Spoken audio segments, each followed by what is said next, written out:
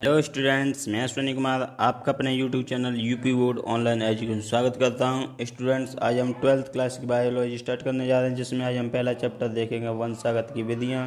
उसमें भी हम सबसे पहले मेंडल के आनुवंशिकता के नियमों को पढ़ेंगे। जो भी स्टूडेंट इस चैनल पर नए हैं, इस चैनल को सब्सक्राइब कर लें तथा ज़्यादा से ज़्यादा अपने फ्रेंड्स व रिलेटिव को शेयर करें, जिससे आगामी बोर्ड परीक्षाओं में सभी को समान रूप से लाभ मिल सके।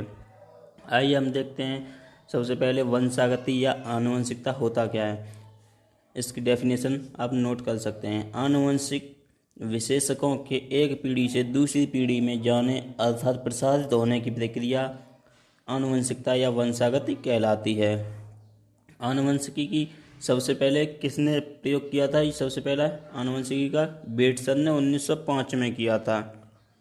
इस चैप्टर से हम इम्पोर्टेंट क्वेश्चन जो लास्ट में डिस्कस करेंगे, जो कि ऑब्जेक्टिव टाइप में बन सकते हैं।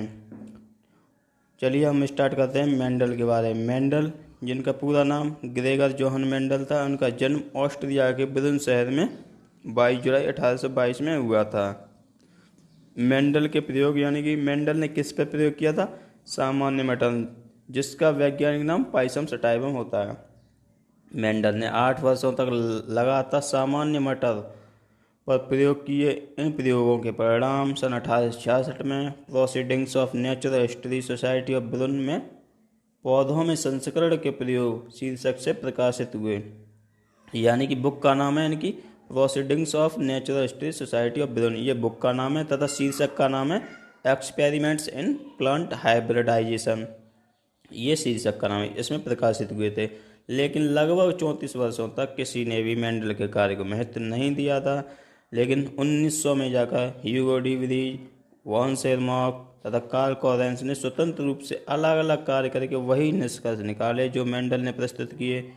इसके बाद में मेंडल के नियमों को स्वीकार किया गया। मेंडल को आनुवंशिकी का जनक यानी फादर ऑफ जेनेटिक्स कहा जाता है। मेंडल ने मटर के पौधे को ही क्यों चुना? इसके 5 कारण हैं। पहला है, मटर के पौधों में अनेक परस्पर विरोधी अथवा विकल्पी लक्षण उपस्थित थे, जैसे हरे एवं पीले रंग के बीज, बैंगनी तथा सफ़ेद पुष्प वाले पौधे, लंबे तथा नाटे तने वाले पौधे। दूसरा है, मटर के पौधे में सामान्यतः सेल्फ पॉलिनेशन यानी स्वपरागण होता है, लेकिन इसमें पर परागण यानी क्रॉस पॉलिनेशन भी आसानी से कराया जा सकता है। तीसरा है, मटर का पौधा एक वर्षीय होता है, अतः अनेक पीढ़ियों का अध्ययन सुगमता से किया जा सकता है। चौथा है, संकर यानी हाइब्रिड पीढ़ी जननक्षम होती है। हाइब्रिड का मतलब एक लंबा एक बौना। 5वां नंबर है, मेंडल ने अपने प्रयोगों के लिए 7 तुलनात्मक लक्षण चुने थे। बीज कवच का रंग, पौधे के तने की लंबाई, बीज कवच का आकार, पुष्प का रंग, फली का आकार, पुष्प की तने पर स्थिति तथा बीज पत्र का रंग। मेंडल भाग्यशाली रहे, क्योंकि उन्होंने जिन 7 तुलनात्मक लक्षणों का चयन किया वे अलग अलग गुणसूत्रों पर स्थित थे। चलिए हम देखते हैं मेंडल ने कौन कौन से 3 नियम दिए थे। पहला दिया था प्रभाविता का नियम, दूसरा दिया था लॉ ऑफ सिग्रीगेशन यानी पृथक्करण का नियम, तीसरा दिया था स्वतंत्र अपव्यवन का नियम, law of independent and assortment. चलिए हम देखते हैं पहला नियम, प्रभाविता का नियम, लॉ ऑफ डोमिनेंस। जब विरोधी या तुलनात्मक लक्षण वाले 2 पौधों के बीच संकरण कराया जाता है, तब जो लक्षण पहली पीढ़ी में प्रकट होता है उसे प्रभावी लक्षण यानी कि लॉ ऑफ डोमिनेंस कहते हैं, और जो लक्षण प्रदर्शित नहीं होता है उसे अप्रभावी लक्षण कहते हैं। जैसे कि टी यानी सेम पीढ़ी वाले पौधों में हम पॉलिनेशन करा के देख रहे हैं। ये यहाँ पे आएगा, ये ऐसे इनके बीच में जब कराया तो ये बड़ा टी और एक छोटा टी, फिर बड़ा टी एक छोटा टी, ऐसे ही सभी एक बड़ा एक छोटा एक बड़ा एक छोटा, यानी कि सभी लक्षण जो थे प्रभावी लक्षण ही दिखे, तो इसे क्या कहते हैं? Law of dominance. अब देखते हैं दूसरा नियम, पृथक्करण का नियम या विसंयोजन या युग्मकों की शुद्धता का नियम।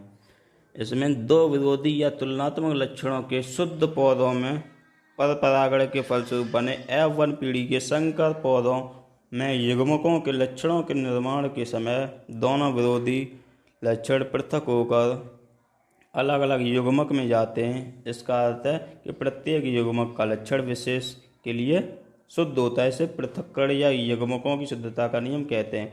मैं यहाँ पर ये टिक लगा देता हूँ, आप इस डेफिनेशन को यहाँ से यहाँ तक लिख सकते हैं, ये यहाँ से यहाँ तक। यानी लॉ ऑफ सेग्रीगेशन क्या कहता है, इसमें है जैसे कि यहाँ पे ये जो फर्स्ट जनरेशन में जो आया था एक बड़ा टी और एक छोटा टी, फिर इधर भी ऐसे ही आया था, बड़ा टी और एक छोटा टी।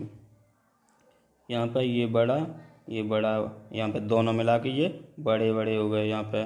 ये फिर यहाँ पे एक बड़ा एक छोटा, फिर यहाँ पर एक बड़ा, जो बड़ा वाला है वो पहले लिखेंगे हम, फिर छोटा, फिर दोनों छोटे छोटे। यानी कि ये दोनों लक्षण अलग अलग हो गए। देखिए यहाँ पर ये ड्वार्फ हुआ है और ये सब लंबे लंबे यानी कि यहाँ पे हुए हैं। तो यहाँ पर अनुपात क्या निकल के आया, यहाँ पर 3:1 का अनुपात निकल के आया है। यहाँ पर ये आप देख सकते हैं, यहाँ पर 3:1 का अनुपात यहाँ पर निकल के आया है फर्स्ट जनरेशन में, जो कि डी यानी टी और टी दोनों स्मॉल और कैपिटल थे। और सेकंड जनरेशन में क्या हुआ, यहाँ पे आके एक बड़ा और एक छोटा यहाँ पे निकल के आया है। जिस प्रकार यहाँ पे देखिए, यहाँ पे देख लीजिए आप, यहाँ पे फिनोटिपिक अनुपात यहाँ पे 3:1 का तथा जीनोटिपिक अनुपात 1:2:1 का यहाँ पे निकल के आया है। फर्स्ट जनरेशन में ये वाला यहाँ पे निकल के आए थे ये और ये, और सेकंड जनरेशन जब यहाँ से यहाँ पे आई तो ये अनुपात निकल के आया है। फिनोटिपिक अनुपात 3:1 का, जीनोटिपिक अनुपात 1:2:1 का। अब हम देखते हैं तीसरा नियम मेंडल का, जो कि स्वतंत्र अपव्यूहन का नियम है। ये रहा यहाँ से, लॉ ऑफ इंडिपेंडेंट असॉर्टमेंट। यहाँ से लिखना है आपको, यहाँ से यहाँ तक। यानी कि स्वतंत्र अपव्यूहन के नियम के अनुसार एक पौधे में उपस्थित सभी लक्षणों के कारक यानी जीन एक दूसरे से स्वतंत्र रहते हैं। जब दो या अधिक तुलनात्मक लक्षणों को ध्यान में रखकर पौधे में संकरण कराते हैं तो F1 पीढ़ी के सदस्यों के कारक या जीन युग्मक निर्माण के समय स्वतंत्र होकर नए नए संयोग बनाते हैं। F2 पीढ़ी में युग्मकों के अनियमित रूप से मिलने के कारण नए नए संयोग बनते हैं। यानी इसमें क्या होता है, स्वतंत्र, प्रत्येक स्वतंत्र रहेगा इसमें अलग अलग। जिसमें देखिए इसका अनुपात निकल के आया है 9:3:3:1 का। यानी कि इसमें सभी अपने समान रूप से स्वतंत्र हैं इसमें। जैसे कि ये देखिए प्रयोग कराया गया है यहाँ पर R और Y ये कैपिटल और ये R Y स्मॉल। यानी कि राउंड येलो यानी प्योर ये टॉल हैं और ये रिंकल्ड ग्रीन यानी कि ये प्योर ड्वार्फ हैं। लंबे तने वाले पौधे और बौने तने वाले पौधों में संकर कराया गया है। तो क्या निकल गया है, यहाँ पर द्विसंकर क्रॉस कराया गया है। तो ये देखिए यहाँ पर बड़ा वाला R और यहाँ पे मैं करके दिखाता हूँ। यहाँ पे R बड़ा लिया गया है, फिर एक R यहाँ पे बड़ा लिया गया है और R यहाँ छोटा और यहाँ पे दोनों छोटे और छोटे छोटे। ऐसे ही सेम इधर भी प्रोसेस यही चलेगा, जो इधर यहाँ पे किया था वही वाला प्रोसेस यहाँ पे चलेगा। R Y यानी कि बड़ा R बड़ा Y, बड़ा R छोटा Y, छोटा R बड़ा Y और छोटा R और छोटा Y यहाँ पर मिला के यहाँ पर बनाया गया है। तो ऐसे R यहाँ ये वाला R ये वाला R और Y ये वाला Y यहाँ से यहाँ पर मिला के बनाए। तो ये जब बड़ा R और ये मिला के बने तो यहाँ पर क्या प्राप्त हुआ, राउंड येलो। यहाँ पर राउंड येलो, यहाँ पर राउंड येलो, ये भी राउंड येलो, राउंड येलो। यहाँ पर क्या हुआ है, यहाँ पर छोटा Y 2 बार आया है तो यहाँ पर राउंड ग्रीन हो गया। यहाँ पर क्या है, यहाँ पे भी राउंड येलो है, यहाँ पे फिर राउंड ग्रीन, क्योंकि 2 बार छोटा Y आ गया यहाँ पर तो ग्रीन।